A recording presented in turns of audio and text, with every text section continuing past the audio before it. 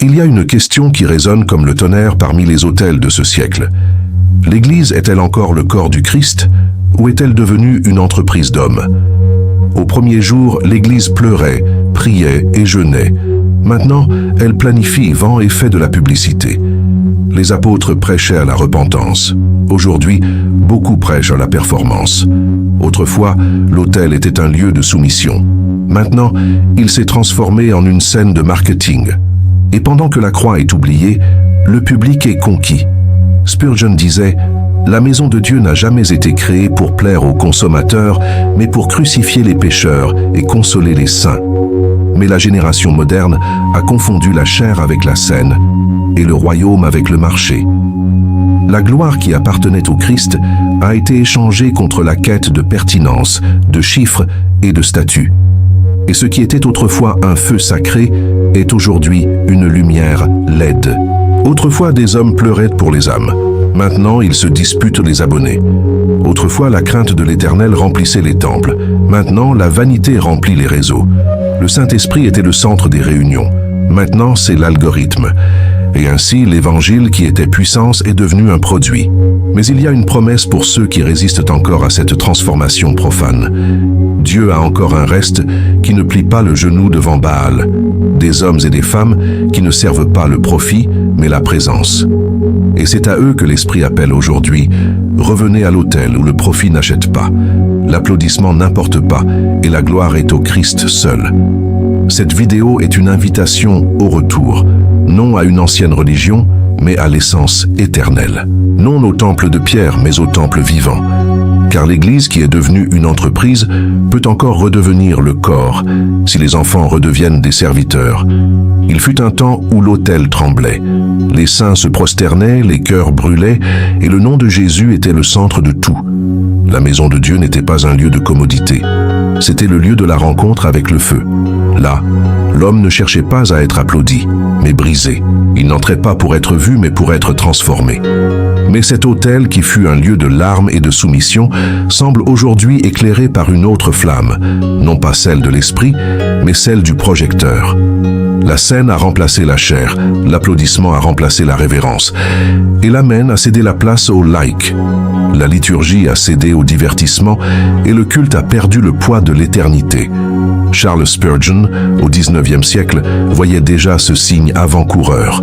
Il disait « La chair n'a pas été faite pour divertir les chevreaux, mais pour nourrir les brebis. » Et pourtant, ce que nous voyons est le contraire. De nombreux temples sont devenus des théâtres et les ministres, des acteurs.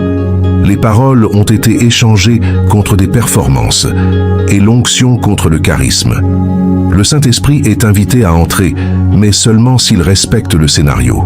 Le culte, qui était sacrifice, s'est transformé en spectacle. Spurgeon avertissait « Quand l'homme devient le centre du culte, Dieu se retire silencieusement. » Et c'est ce silence qui plane sur beaucoup d'églises modernes. Un silence déguisé par une musique forte, des sourires, des slogans et des campagnes. Le son existe toujours, mais la présence a disparu. Il est possible d'avoir la structure, le son et la lumière, et d'être pourtant spirituellement vide. L'autel qui aurait dû être le lieu de la mort de l'ego est devenu la scène où l'ego est exalté. Les prédicateurs rivalisent pour l'influence, non pour les âmes. Les ministères se disputent la visibilité, non la sainteté. Et le peuple, au lieu de chercher la repentance, cherche des expériences qui nourrissent à l'émotionnel, mais ne guérissent pas le spirituel. Spurgeon disait « Il n'y a pas de pire tromperie qu'une religion qui émeut le cœur, mais ne transforme pas le caractère. » Et c'est exactement ce que nous voyons. Un évangile réduit à la sensation, un culte planifié pour plaire au sens, non pour confronter le péché. La musique est devenue plus importante que le message, l'esthétique plus pertinente que la vérité. L'autel s'est transformé en scène et le culte en spectacle. Au temps des apôtres, la puissance venait de la prière. Aujourd'hui, elle vient du marketing. Autrefois, le ministère était le fruit du brisement. Maintenant, c'est le fruit du réseautage, networking. Et l'esprit qui inspirait les prophètes est maintenant remplacé par des planifications stratégiques. L'Église moderne est devenue experte en production de mouvements, mais incapable d'engendrer la repentance. Spurgeon avertissait « Dieu n'a pas besoin de talent, il a besoin de sainteté. L'esprit n'oint pas la vanité, il oint la vérité. » Mais ce qui est rare aujourd'hui, c'est exactement cela, la vérité. Les chairs sont pleines de discours de motivation, de messages génériques et de théologie qui vendent le succès, mais n'exigent pas la croix. Le langage a changé. Le péché est devenu une erreur. La sainteté est devenue une opinion. Et l'évangile est devenu un produit. L'autel s'est transformé en scène parce que le cœur de l'homme a voulu être le centre. Et le résultat est une église qui parle de Dieu, mais vit pour elle-même. Nous chantons le royaume, mais nous planifions comme des empires. Nous parlons de foi, mais nous nous confions dans les chiffres. Nous prêchons la dépendance, mais nous cherchons le parrainage.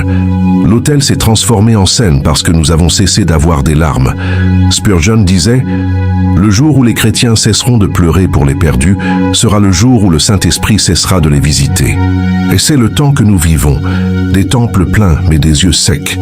L'émotion est déchaînée mais la repentance est rare. La joie est bruyante mais la sainteté est silencieuse et par conséquent oubliée. Cependant, Dieu n'a jamais abandonné les autels. Il attend seulement que quelqu'un les restaure. Avant de réveiller le monde, le Seigneur a besoin de purifier le temple. Avant de rallumer le feu, il a besoin d'abattre les scènes. Le vrai réveil ne commence pas par des instruments accordés, mais par des cœurs déchirés. Spurgeon disait « L'Église n'est puissante que lorsqu'elle redevient simple, et elle n'est vivante que lorsque l'autel redevient l'autel. » Ce n'est pas la production qui apporte la gloire, c'est la pureté. Ce n'est pas l'agenda qui déplace le ciel, c'est la repentance. Ce n'est pas la scène qui transforme, c'est l'esprit. L'autel qui s'est transformé en scène peut encore être restauré, mais ce sera avec des larmes, pas avec des lumières. Quand l'Église se remettra à genoux, le feu redescendra. Lorsque les ministres cesseront de chercher la renommée et reviendront à la sainteté, le parfum de la présence remplira à nouveau le temple. Et ce jour-là, le monde saura que l'Église du Christ n'a jamais été une entreprise. Elle a été, elle est, et elle sera toujours le corps vivant du Dieu éternel. L'Évangile est simple, pur et éternel. Il est né dans le sang de l'agneau, a grandi sous la persécution et a triomphé par la vérité. Mais ce qui était un message de repentance est aujourd'hui un discours de développement personnel. Ce qui était un appel à la croix est devenu un manuel de succès. Et ce qui sauvait autrefois les pécheurs ne fait maintenant que divertir les auditeurs. Spurgeon disait « Si l'évangile que vous prêchez ne confronte pas le péché, ce n'est pas l'évangile du Christ. » Et c'est précisément cette confrontation que l'Église moderne essaye d'éviter. La vérité a été falsifiée, diluée, remodelée pour s'adapter à la sensibilité du public. On ne parle plus de l'enfer, car cela effraie. On ne parle plus de sainteté, car cela exige. On ne parle plus de repentance, car c'est lourd. Et ainsi, la chair qui aurait dû être un tribunal de lumière s'est transformée en un centre de divertissement émotionnel. Le monde a voulu un évangile sans culpabilité, et l'Église l'a vendu. Il a voulu le salut sans repentance, et elle a adapté le discours. Il a voulu le Christ sans la croix, et elle l'a transformé en produit. Mais, comme le disait Spurgeon, un Christ sans croix est un Christ sans puissance. Et ce que nous avons aujourd'hui, c'est une multitude qui chante au sujet de Jésus, mais qui ne le suit pas, parce que le chemin est toujours étroit, mais le message a été élargi. L'altération du message a commencé par de petites concessions. Un verset sorti de son contexte ici, une omission commode là, jusqu'à ce que la parole devienne malléable, façonnée non par l'esprit, mais par la demande. L'Église a voulu être acceptée et a perdu son autorité. Elle a voulu être moderne et a perdu sa sainteté. Elle a voulu être populaire et a perdu la présence. Spurgeon disait « La vérité de Dieu n'a jamais eu besoin de maquillage. Mais aujourd'hui, elle est présentée avec des filtres, adoucie par des métaphores et diluée par des stratégies. Les prophètes ont été remplacés par des conférenciers et l'onction par la rhétorique. La chair a cessé d'être un lieu de confrontation pour devenir un espace d'applaudissement. La croix, qui divisait le monde, est maintenant utilisée comme un symbole d'inclusion sans discernement, sans repentance, sans conversion, sans transformation. L'évangile altéré est agréable, mais impuissant. Il promet la victoire, mais n'enseigne pas le renoncement. Il promet la bénédiction, mais n'exige pas l'obéissance. Il promet le ciel, mais ne parle pas de la porte étroite. C'est l'évangile de la commodité. Le même que Paul a averti aux Galates. Si nous-mêmes, ou un ange du ciel, vous annonçait un autre évangile, qu'il soit anathème. Et c'est exactement le danger de notre époque. Un autre évangile prêché au nom du Christ. Un évangile de confort, de développement personnel spirituel, de positivité sans conversion. Mais Spurgeon disait, le message du Christ n'est pas venu pour laisser l'homme à l'aise dans le péché, mais pour l'en libérer. C'est pourquoi le message altéré est plus dangereux que l'hérésie ouverte, car il semble vrai mais il tue lentement. Il est doux au goût, mais amer pour l'éternité. Aujourd'hui, beaucoup de prédicateurs préfèrent être acceptés à être fidèles. Ils préfèrent bâtir leur renommée que de porter la croix. Ils préfèrent les abonnés aux disciples. Et ainsi, la chair est devenue une vitrine de personnalité, non de principe. La voix prophétique a été réduite au silence, au nom de la diplomatie. Mais le ciel n'est pas mu par des discours polis, il est mu par des cœurs déchirés. Spurgeon avertissait, un prédicateur qui ne parle pas de l'enfer envoie des gens là-bas en silence.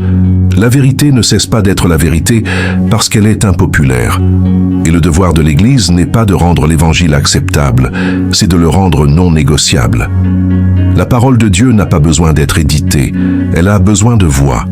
Des hommes et des femmes qui prêchent comme si l'enfer existait encore, parce qu'il existe. Le message altéré promet la prospérité, mais produit le vide. Il promet la liberté, mais nourrit l'ego. Il promet la lumière, mais éteint la crainte. Et à la fin, il ne reste pas de conversion, mais seulement de la consommation religieuse. Mais le vrai évangile est l'opposé de cela. Il tue le vieil homme pour donner vie au nouveau. Il brise avant de restaurer. Il humilie avant d'exalter. Il blesse avant de guérir.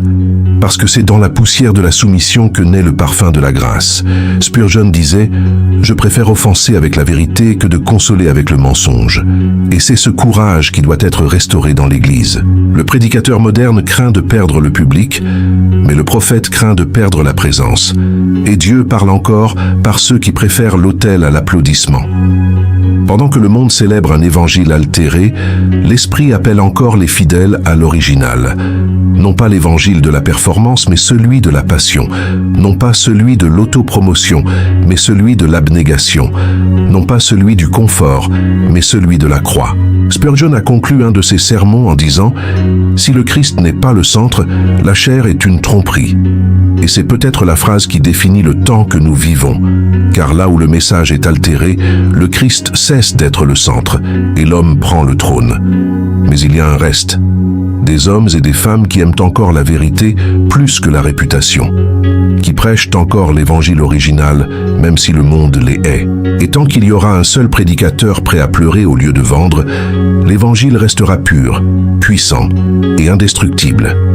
Il y a un cri silencieux qui résonne sur toute la terre. Il ne vient pas des scènes, ni des auditoriums. Il vient des cœurs qui regrettent encore la présence. C'est le gémissement de ceux qui regardent l'Église moderne et demandent « Seigneur, où est le feu qui a brûlé un jour en nous ?» Spurgeon disait « Quand l'Église s'éloigne du Christ, elle conserve les rites, mais perd la vie. » Et le plus grand miracle n'est pas quand le mort ressuscite, mais quand l'Église morte recommence à respirer. Et c'est de cela dont nous avons besoin, non pas de nouvelles méthodes, mais d'un nouveau souffle. La restauration ne viendra pas des stratégies humaines, mais du même esprit qui est descendu à la Pentecôte. Le retour de la vraie Église commence lorsque le peuple se remet à genoux. La vraie Église ne se mesure pas aux abonnés, mais aux fruits. Elle n'est pas soutenue par les applaudissements, mais par la prière. Elle ne vit pas de chiffres, elle vit de larmes. Et quand elle revient à cette place, le ciel redescend. Aux temps anciens, les croyants étaient persécutés, mais puissants. Aujourd'hui, ils sont populaires, mais impuissants. Mais Dieu est en train de lever une génération qui préfère le désert à la scène, la fidélité à la renommée, l'autel au système. des hommes et des femmes qui ne négocient pas le sacré, qui ne vendent pas ce qu'ils ont reçu gratuitement, qui ne prêchent pas pour l'approbation mais par obéissance. Spurgeon disait, « Le vrai chrétien n'est pas reconnu par les vêtements qu'il porte, mais par le feu qu'il porte. » Et ce feu revient, non pas sous forme d'événements, mais de brisements, non pas avec des lumières, mais avec des larmes, non pas avec du bruit, mais avec la présence. L'Église qui semblait morte est réveillée de l'intérieur. Le vent de l'Esprit souffle à nouveau et l'autel, autrefois froid, recommence à briller. Le retour de la vraie Église ne sera pas télévisé, il sera ressenti. Pendant que le système continue de planifier, l'Esprit agit. Tandis que la scène est toujours allumée, Dieu rallume des cœurs en secret. C'est dans les aubes silencieuses, les prières anonymes, les chambres oubliées, que la nouvelle Pentecôte est en train de naître. Spurgeon prêchait, « Le réveil n'est pas une foule enthousiaste, c'est un homme brisé. Et cet homme brisé est le début de tout. Un seul cœur enflammé vaut plus que 1000 réunions organisées. » Dieu a toujours commencé les révolutions avec des larmes, non avec des budgets, et c'est ainsi qu'il le fera à nouveau. La vraie Église reviendra lorsque le Christ redeviendra le centre, lorsque la chair cessera d'exposer les hommes et reviendra à exalter l'agneau, lorsque le message redeviendra la croix et la louange redeviendra l'offrande, lorsque l'Esprit redeviendra le Seigneur et le monde cessera d'être la norme. Spurgeon disait, « Tant que le Christ n'est qu'un nom parmi d'autres, il n'y aura pas de puissance, mais quand il sera tout, le ciel s'ouvrira. » Et c'est l'appel de cette génération, enlever les idoles modernes, détruire les autels de la vanité et restaurer le trône du roi au milieu de l'Église. Parce que le monde n'a pas besoin d'une Église célèbre, il a besoin d'une Église remplie du Saint-Esprit. La vraie Église ne rivalise pas, elle intercède, elle ne s'exhibe pas, elle sert, elle ne vend pas, elle livre, elle ne cherche pas la pertinence, elle cherche la gloire. Et quand elle se lèvera à nouveau, l'enfer tremblera comme au premier jour. Car le royaume ne sera pas annoncé par des influenceurs, mais par des intercesseurs. Et le son du réveil ne sera pas applaudi, il sera pleuré. Spurgeon disait, « L'Église qui prie est invincible. Elle peut être petite, pauvre et méprisée, mais si elle prie, elle est plus forte que les empires. C'est cette Église qui revient, silencieuse mais fervente, méprisée mais pleine de gloire, sans célébrité, mais avec le feu. La même Église qui a commencé dans les actes existe toujours, endormie, peut-être, mais vivante. Et l'Esprit appelle, « Réveille-toi, ô épouse, lève-toi et reviens au premier amour. » Le retour de la vraie Église n'est pas une utopie, c'est une promesse. Et cette promesse est en train de s'accomplir maintenant, en secret, dans l'invisible, dans l'improbable. Quand l'orgueil cédera et que la sainteté reviendra, nous verrons à nouveau ce que le monde a oublié. Une Église qui ne cherche pas la puissance terrestre, car elle porte déjà la puissance du ciel. Spurgeon conclut le sermon par des mots qui traversent le temps. Si l'Église revient au calvaire, le monde reviendra au Christ. Et c'est exactement ce que Dieu fait, ramener son peuple au calvaire, où tout a commencé et où tout sera restauré. Non pas avec de l'or, non pas avec de la renommée, non pas avec de la performance, mais avec des larmes, de la foi et du feu. Parce que lorsque l'Église se soumet à nouveau à son Seigneur, elle cesse d'être une entreprise et redevient le corps vivant du Dieu éternel. Si ce message a touché votre esprit, ne le laissez pas passer comme une autre vidéo. L'épître de Jude est le dernier cri avant le silence, un appel urgent à ceux qui aiment encore la vérité. C'est le rappel qu'au milieu de l'apostasie et de la tromperie, Dieu a encore un peuple fidèle, gardé par sa puissance et affermi dans sa parole.